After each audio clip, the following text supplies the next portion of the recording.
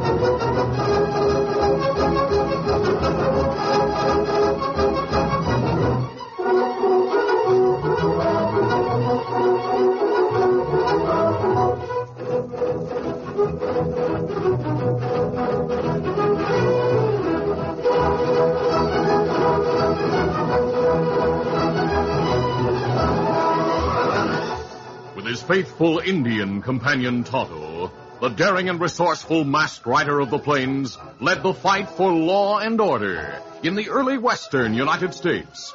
Nowhere in the pages of history can one find a greater champion of justice.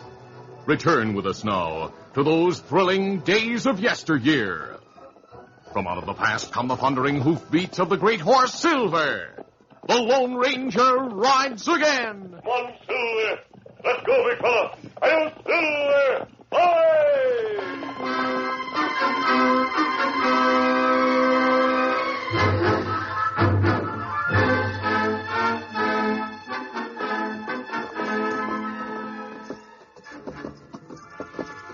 The Lone Ranger and Tonto were riding along Thieves' Trail, a route outlaws used in traveling between such hideouts as Jackson's Hole, Wyoming, and Robber's Roost in Utah. Ever on the alert, the masked man and his Indian friend scanned the underbrush as well as the trail itself. Presently, the masked man's keen eyes saw something unusual, and he called, Rein in, Tonto. Oh, fella. What you see, Kimasabi? Notice the brushwood on the right side of the trail, Tonto. It's broken down to make a narrow path. That not look like animal trail. I'm sure it's not. Let's investigate. Come on. Come. Leading the way on his great horse Silver, the masked man followed the trail that was at times barely perceptible until he reached a small mound of stones near the base of a dead pine tree. There he again drew rein. Oh, fella. Kimasabi. Yes? Someone piled those stones. Easy, steady, big fella. We'll dismount and have a closer look. Easy, Scout, easy, fella. Maybe something hidden under stone. We'll soon find out. Help me move some of them.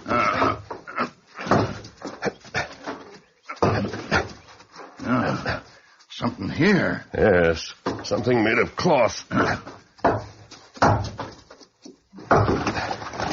Boy, it's a waterproof duffel bag. I'll open it. Something inside?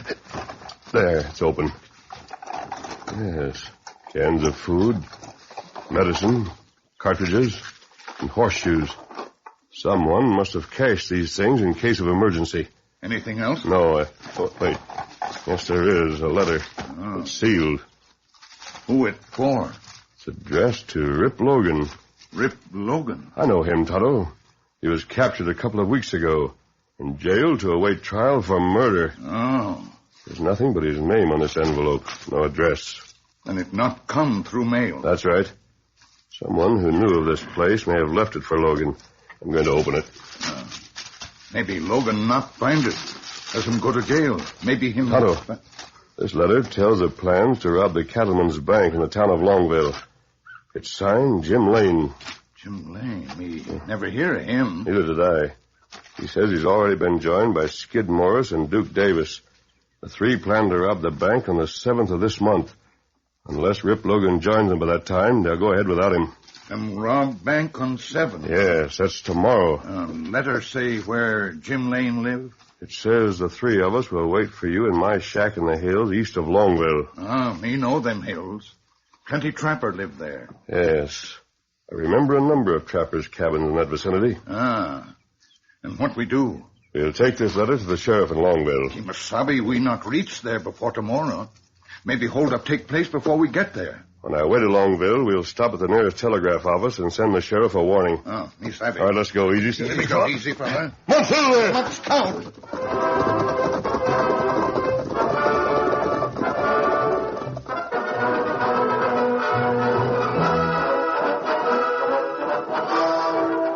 The next morning, before any customers arrived, Sheriff Ben Barlow of Longville stood at the cashier's window in the cattleman's bank. From the other side of the grill, the two bank officials faced him, and one said, "But, Sheriff, who told you the bank might be robbed today?" Well, now, I'll tell you. Just a few minutes ago, I got a telegram that gave me the information. From whom? It was signed a friend. Did it name the men who planned to rob the bank? Well, no. But that's not the kind of information anyone would trust to send over the wire. The friend, whoever he is, said he was on his way here with the details. Well, maybe you're being hoaxed. And it could be someone's idea of a joke. But there's no use taking chances. Well, what do you propose to do, Sheriff? I'll swear in some special deputies and station them with rifles in all the buildings nearby. Well, that's a good idea. What do you want us to do? Carry on business as usual. But avoid having any surplus money lying around. Like all these bills piling up there on the desk. These? Yeah. Oh, this is an issue of paper money the government printed for this particular bank. It's worthless as it is now. To be legal tender, each banknote has to be signed by the cashier and the president of the bank. We were just about to start signing the bills. Hey, look, the doorway. Ice your hand. It's a stick of fire. Three men whose faces were concealed by bandanas held guns as they advanced from the door. You all hooch. Don't try any tricks or we'll shoot. Keep your hands high. I'll take the sheriff's gun. As one of the men stepped close and drew the sheriff's gun, the sheriff grabbed at his mask. I'll see your face. Oh, you'll slug him. I'll shoot him. You shot the sheriff. You'll get the same if you start anything. Open the cage door and get out of there. I'll open it. I'll open it. Don't shoot again. And do as I say. Step toward the front so I can watch you and the door at the same time. All right, I'm going. You two boys go into the cage and get the money. My bandana's gone my face. Too late to do anything about it now. Get the money. Hey, there's a bushel of money piled here. Stuff it in the sack and hurry. While two of the robbers packed the new currency into a grain sack, Jim Lane, their leader, held his gun on the bank officials. He glanced at the motionless form of the sheriff on the floor. Then, looking past the officials and through the front door, he saw townsmen approaching from across the street. Men are coming toward the door. They must have heard the shot. We gotta get out of here. Our horses are behind the building. Take what cash you've got and go out the back door. You coming? Yeah, I'm right behind you. What's going on? They're gone. Help, robbers. Bank robbers. They shot the sheriff. They robbed the bank. They went out the back door. Several townsmen threw guns and ran through the bank to the back door. They saw the outlaws riding away. There they go. Drill them. Let them have it. Hold your fire, men. They're too far away. No use wasting bullets.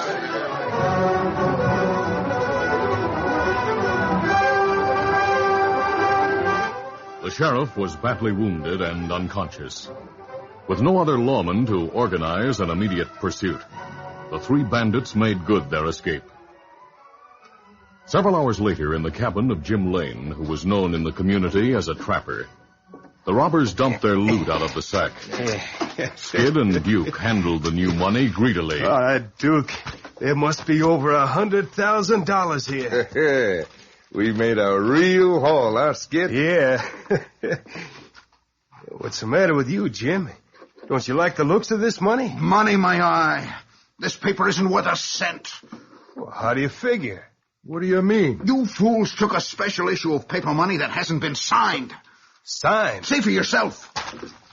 These notes are worthless until they're signed by the bank officials. Gosh, I didn't think that... You never think, Skid. You bungled this job from the start. Aside from grabbing worthless paper, you let the sheriff uncover your face. Now, if you're captured, both the bankers can identify you. It's a good thing you're a stranger in these parts. Jim, I tried to tell you we needed 4 men for the job. That wouldn't have made any difference. We tried to get Rip Logan. Yeah, I left word for him and his cash on Thieves' Trail, but I never heard from him. Jim, what do we do with this money? No, I don't know. Maybe we can age the banknotes and forge signatures on them. Even so, we take a big risk trying to pass them. I'll decide later what to do with the money. Right now, I'm going back to town. To town? Yeah, I want to know what's going on. Find out if the sheriff's alive or dead and who's taking his place. Isn't it dangerous to go back so soon? No. I didn't let anyone see my face. Duke and I are known hereabouts as honest trappers. Now, you fellas stay near the shack and keep your eyes peeled. Right, sure. And get that paper money out of sight.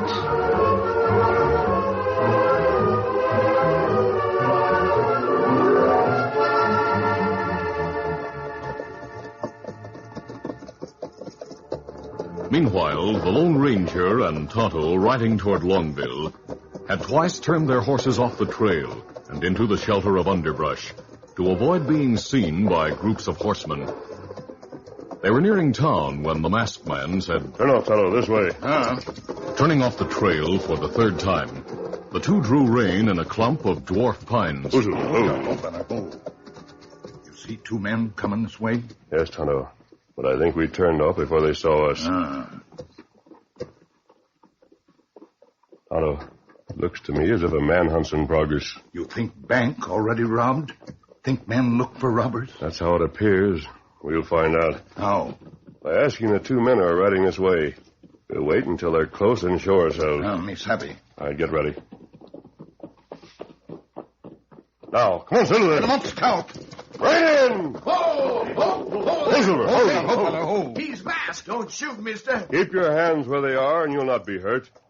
Take the guns, Tom. What do you murdering owl hoots want? We're not outlaws, and we want nothing but information. Why are so many riders scouring the country around here? They're looking for you 2 and the other crook who helped you rob the bank. We didn't rob the bank. Don't tell me that. Changing clothes and horses might fool some men, but not me. When I'm looking for bank robbers and run into a masked man, I can put 2 and 2 together. Who are you? I'm the coroner. It's my job to take over the sheriff's duties when he can't perform them. What's the matter with the sheriff? You know good and well he was shot by one of you bank robbers. He's still unconscious, and if he dies, you'll hang. The grit and spunk of the fiery little coroner brought a trace of a smile to the masked man's lips. He kneed Silver closer as he said, I'm sure you'll change your mind about our guilt when you see what I have here. As the Lone Ranger reached into his pocket for Jim Lane's letter to Rip Logan, the coroner made a desperate bid for freedom. He suddenly swung the free ends of his reins like a whip across the masked man's face. Yeah, you killer! He must have Come on, Pete! Get up! Get up, boy! Get up! Wait! You not savvy. Let them go, Tonto. We not chase him? No. What could we do with him? That coroner's a game little fellow. Just as stubborn as he is game. Him got plenty nerve. Yes, and he's convinced that we're the bank robbers. It's useless to try to change his mind. He still got guns me take from him. Keep them until we have a chance to return them. Tonto, the coroner thinks we've changed clothes and horses since the robbery. That's right. He'll probably give everyone our description. That mean we go near town, go near posse, we may be shot in sight. Yes, unless we can prove our innocence by finding the real crooks. We'll find a campsite, then look for Jim Lane. Come on, Silver! Come on, Scout!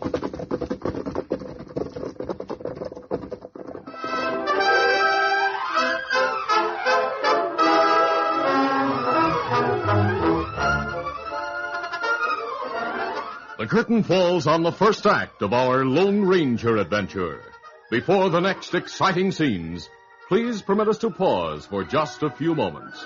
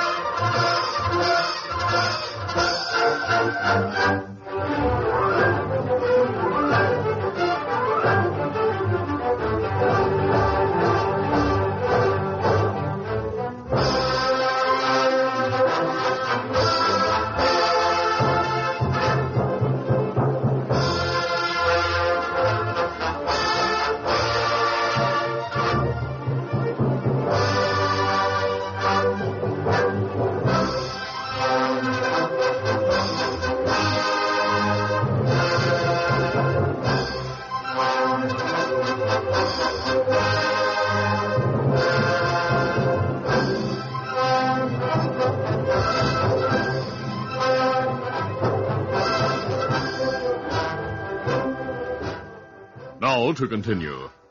The Lone Ranger and Tonto rode to the woods east of town, where they made camp in a gully. After leaving their blanket rolls and cooking gear to lighten the burden of their horses, they set out in search of Jim Lane's cabin. Come on, Silver! Come on, Scout!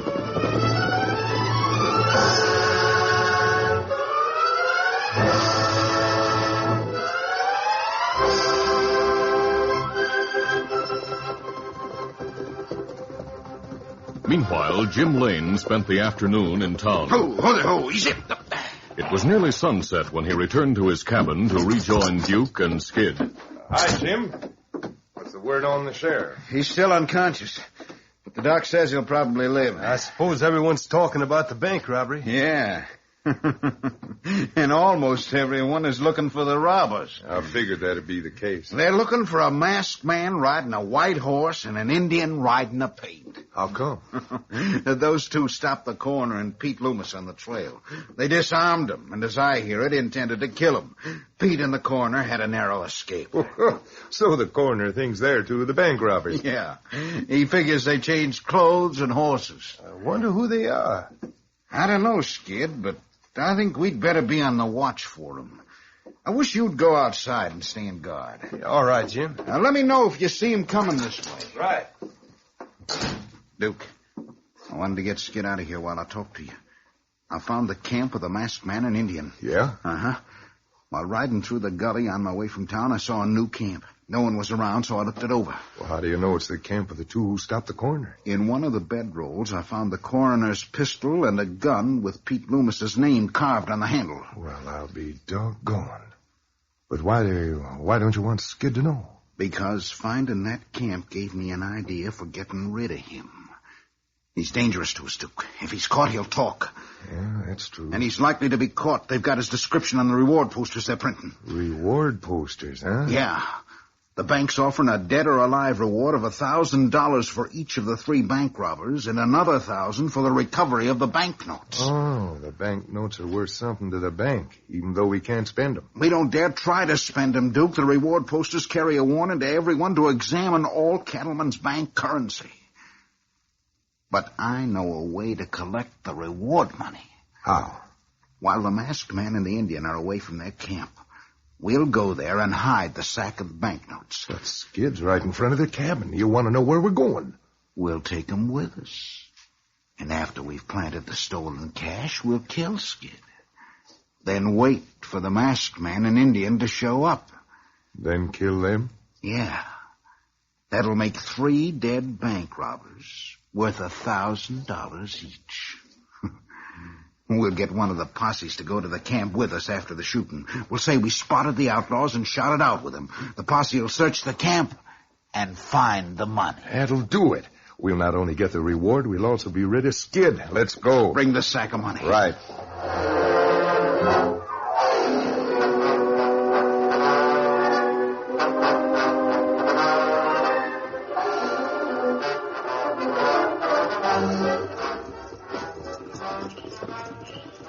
In the meantime, the Lone Ranger and Tonto had been dodging posses while checking on the occupants of shacks in the woods. It was dusk when they temporarily abandoned their search for Jim Lane's cabin to return to their camp for food. As they turned their tired horses into a gully, the masked man said, We'll soon be in camp. It's just round bend. Sounds like Silver, hungry like you, me. I wonder, what's the trouble, boy? Oh, Scout, oh, fella. Oh, why you stop? Silver stopped of his own accord. I think he senses danger. Maybe posse find our camp. That's possible. Easy steady, big fella. Dismount, Tonto. Easy, Scout, easy, fella. And what we do? Leave the horses here. They'll go to the top of the gully and approach the camp without being seen.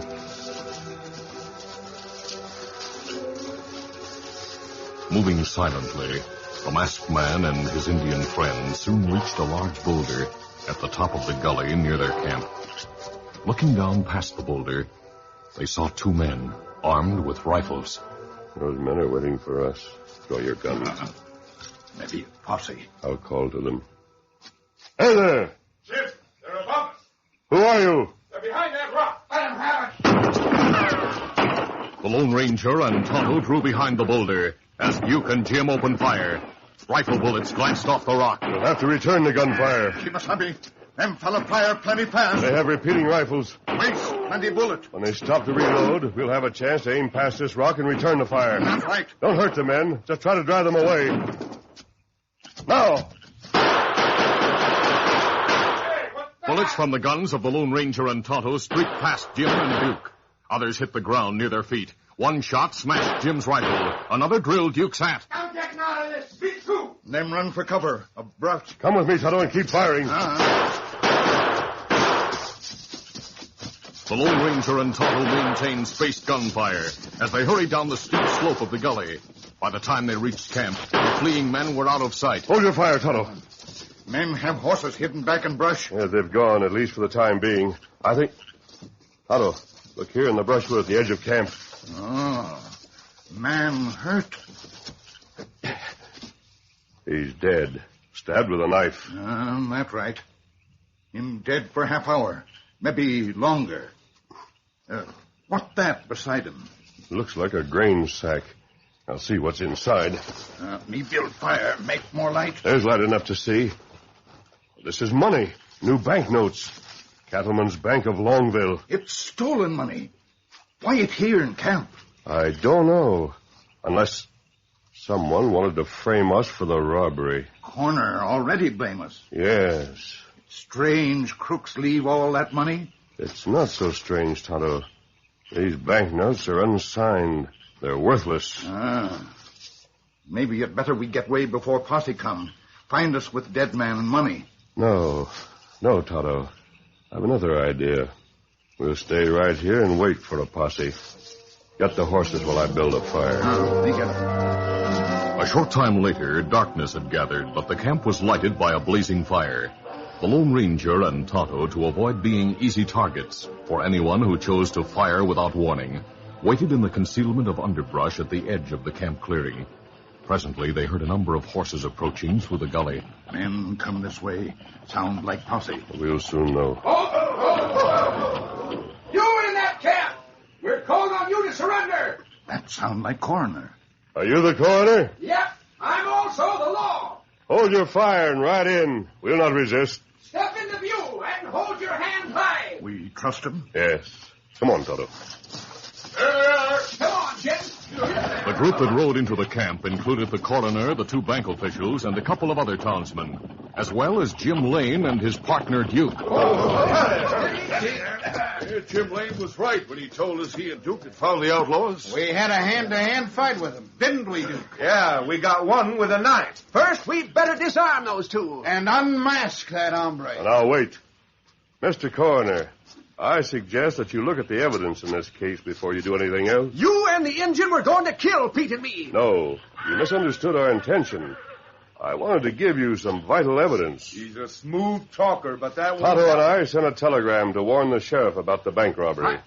You did? The sheriff did receive a wire. He came to the bank to tell us about it just before the holdup. That don't prove the masked man sent it. I think he's lying. I'll handle this, Jim. Do any of you recognize the dead man over there on the ground? Yes, I recognize this man. He's one of the robbers. You two keep your hands up. You've got the crooks. Duke and I claim the rewards for it. Here's a sack of stolen banknotes. And we're entitled to the reward for the recovery of the money, too. You'll get the rewards you're entitled to. Mr. Coroner, in my shirt pocket there's a letter of special importance in this case. I wanted to show it to you the last time we met, but I didn't have the chance. You keep your hands up. Very well. Now, you'll find that the letter speaks for itself. How I got it is of no importance.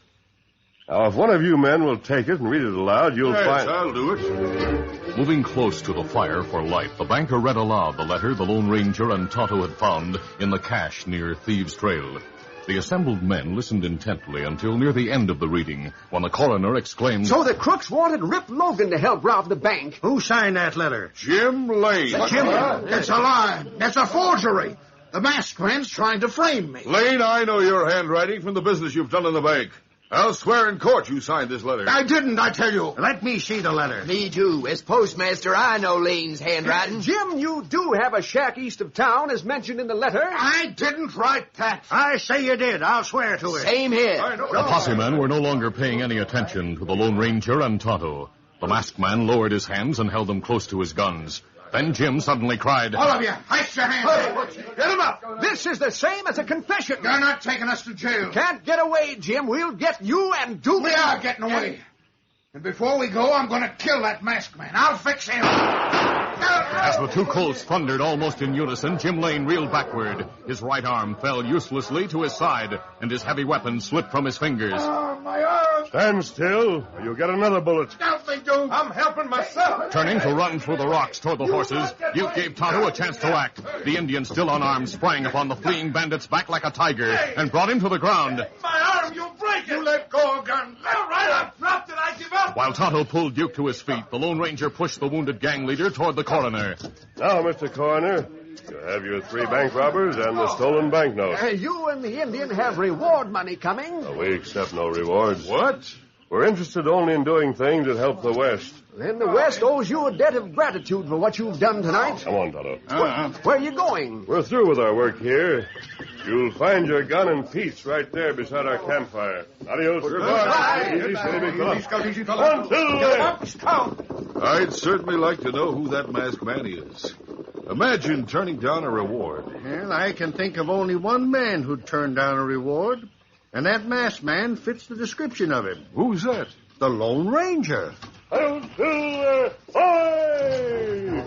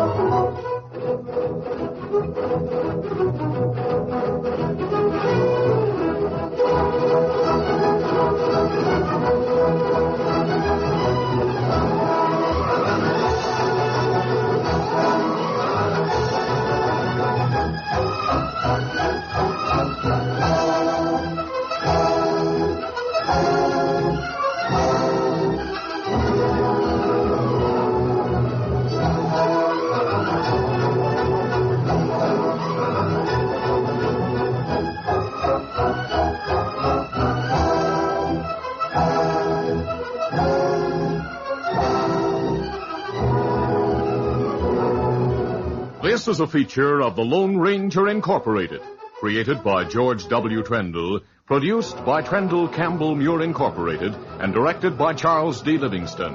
Tonight's drama was written by Fran Stryker. The part of the Lone Ranger is played by Brace Beeman. You've been listening to the OTR Gold Network. Find more classic radio at otrgold.com.